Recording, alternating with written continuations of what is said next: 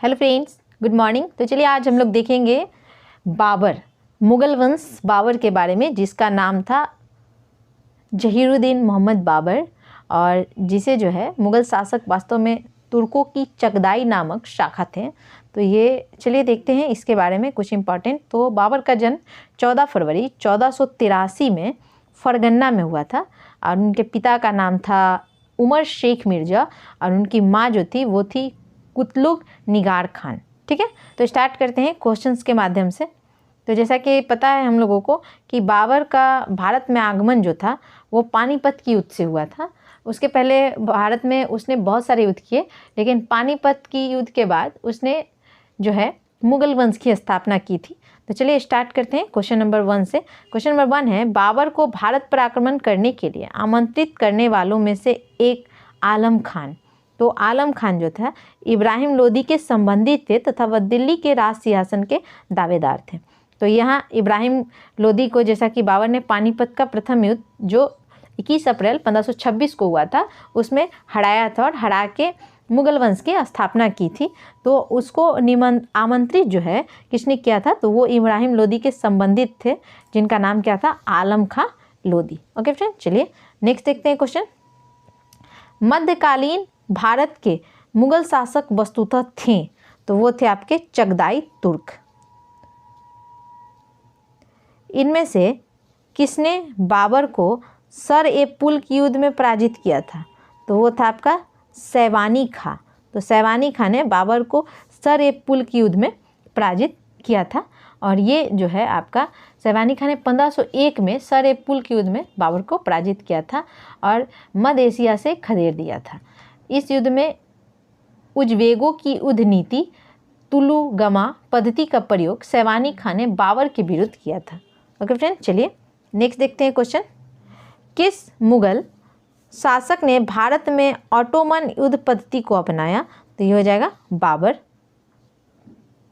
पानीपत का प्रथम युद्ध किसके मध्य हुआ था, तो यहाँ पे आपका क्या हो जाएगा, तो बाबर और इब्राहिम लोदी के बीच, जो कि 21 अप्रैल 1526 को हुआ था, जिसमें आपका इब्राहिम लोदी हार गया था और जीत बाबर की हुई थी। पानीपत के युद्ध में बाबर की जीत का मुख्य कारण क्या था, तो उसकी सैन्य कुशलता। तो उसके सेना जो थे बहुत ही कुशल थे, इसलिए उनकी जीत हुई थी। चलिए नेक्स्ट देखते हैं। बाबर की इब्राहिम लोदी पर विजय का कारण था, तो कुशल सेना नायक। निम्नलिखित में से किस युद्ध में एक पक्ष द्वारा प्रथम बार तोपों का उपयोग किया गया था, तो ये था पानीपत का युद्ध। तो पानीपत के प्रथम युद्ध में तोप का यूज किया गया था, जो कि बाबर के द्वारा किया गया था। नेक्स्ट है, पानीपत की पहली लड़ाई में बाबर ने किसको हराया था, तो यहाँ हो जाएगा इब्राहिम लोदी को। नेक्स्ट है, किस वर्ष बाबर ने सुल्तान इब्राहिम लोदी को पानीपत की में पराजित किया था, तो वो था आपका 1526 में। नेक्स्ट है, कौन सा युग में सही सुमेलित नहीं है, तो यहाँ पे गलत आपको, तो देखिए पानीपत का प्रथम युद्ध 1526 में, ये बाबर के द्वारा। फिर उसने खानवा का युद्ध किया 1527 में, घाघरा का युद्ध किया 1529 में, और यहाँ चंदेरी का युद्ध 1530 दे रहा है, तो यहाँ पे चंदेरी का युद्ध जो है वो हुआ था 1528 में। ओके फ्रेंड, चलिए नेक्स्ट देखते हैं क्वेश्चन। निम्नलिखित पर विचार कीजिए। बाबर के भारत में आने के फलस्वरूप तो उपमहाद्वीप में बारूद के उपयोग की शुरुआत हुई। इस क्षेत्र के स्थापत्य कला में मेहराब और गुंबद बनाने की शुरुआत हुई, और इस क्षेत्र में तैमूरी यानी तिमुरिन राजवंश स्थापित हुआ। तो यहाँ पे सही उत्तर को आपको पहचानना है। ओके फ्रेंड्स, तो चलिए देखते हैं। तो यहाँ पे आपका तीसरा जो है वो सही है, यानी ओनली 3 जो है सही, यानी बी यहाँ पे राइट आंसर है। लिखित युद्धों में से किस एक में बाबर ने जिहाद की घोषणा की थी, तो यहाँ पे हो जाएगा खानवा का युद्ध। तो खानवा का युद्ध में बाबर ने जिहाद की घोषणा कर दी थी। राणा सांगा ने निम्नलिखित युद्धों में से किसमें बाबर के विरुद्ध लड़ाई की थी, तो वो था आपका खानवा का युद्ध। मेवाड़ के जिस राजा को 1527 में खानवा के युद्ध में बाबर ने हराया वह था, तो वो था आपका राणा सांगा। खानवा के युद्ध में कौन पराजित हुआ था, तो यहाँ पे आपका हो जाएगा राणा सांगा। भारत के मुग़ल शासक बनने पर जहीरुद्दीन मोहम्मद ने डैश नाम रखा, तो यहाँ पे हो जाएगा बाबर।